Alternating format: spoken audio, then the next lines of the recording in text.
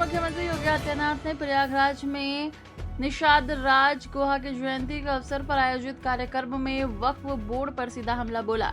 उन्होंने वक्फ बोर्ड को भू माफिया बोर्ड कहते हुए कहा कि ये सार्वजनिक और ऐतिहासिक स्थलों पर अतिक्रमण कर रहा है। सीएम योगी ने कहा कि कुंभ मेले की तैयारियों के दौरान वक्फ बोर्ड ने आयोजन की भूमि को अपनी संपत्ति बताया था, जो उनकी मनमानी को दर्शाता है। उन्होंने इसी के साथ प्रधानमंत्री नरेंद्र मोदी और गृह मंत्री अमित शाह की सराहना करते हुए कहा कि उनके प्रयासों से वक्फ बोर्ड की इन गतिविधियों पर लगाम लगाई गई है। जो लोग प्रयागराज की पहचान को छुपाते थे, वे नहीं चाहते थे इस पौराणिक सिटी को एक पहचान मिले।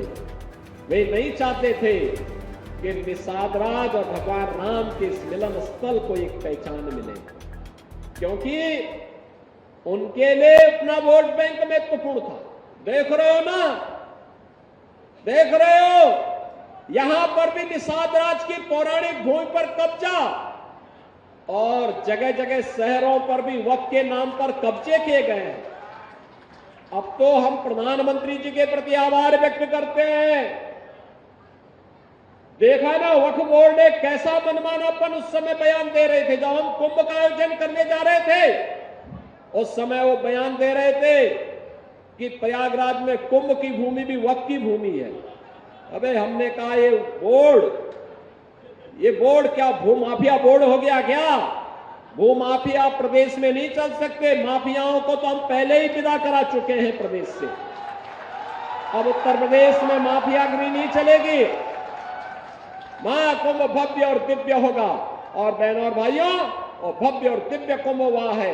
हम आभारी हैं प्रधानमंत्री मोदी जी के, गृह मंत्री अमित शाह जी के, जिन्होंने वक्फ बोर्ड की मनमानी पर लगाम लगा करके वेलफेयर के कार्य के साथ ये सभी बोर्ड जुड़े। इसके लिए वक्फ बोर्ड से संबंधित एक अत्यंत महत्वपूर्ण अधिनियम को संसद में, लोकसभा में पारित किया है। आज राज्यसभा में भी पारित होगा। बहनों और भाइयों, देश के प्रति निष्ठा होनी चाहिए। अपने आप ही नियंता तो नियत साप है, तो नियंता मार्ग प्रशस्त कर देता है, अपने आप रास्ता बनाता है। और रास्ता क्यों नहीं बनेगा? अवश्य बनेगा। आखिर ये प्रयागराज हमारा पवित्र धाम था। देश और दुनिया से आने वाला कोटि कोटि श्रद्धालु यहां पर आकर के श्रद्धा से सिर नवाता था। लेकिन प्रयागराज की भूमि पर यहां के माफिया कब्जा करते जा रहे थे, यहां के अस्तित्व के साथ खिलवाड़ कर रहे थे, यहां के नागरिकों के जीवन के साथ खिलवाड़ कर रहे थे। जो कोई भी आवाज उठाता था उसको ही मार दिया जाता था, अपहरण कर दिया जाता था, गायब कर दिया जाता था। अब ये नहीं चलेगा। अब ये नहीं चलेगा। सरकार की पहले दिन से जीरो टॉलरेंस की जो नीति थी, उस जीरो टॉलरेंस की नीति के अनुसार आज सरकार फिर से इन कार्यक्रमों को आगे बढ़ा रही है। और मैंने यहां पे कहा है, यहां पे भी निषाद राज का ये भव्य पार्क बना है, मिलन का पार्क। इसने प्रयागराज के नाम को फिर से सार्थक किया है।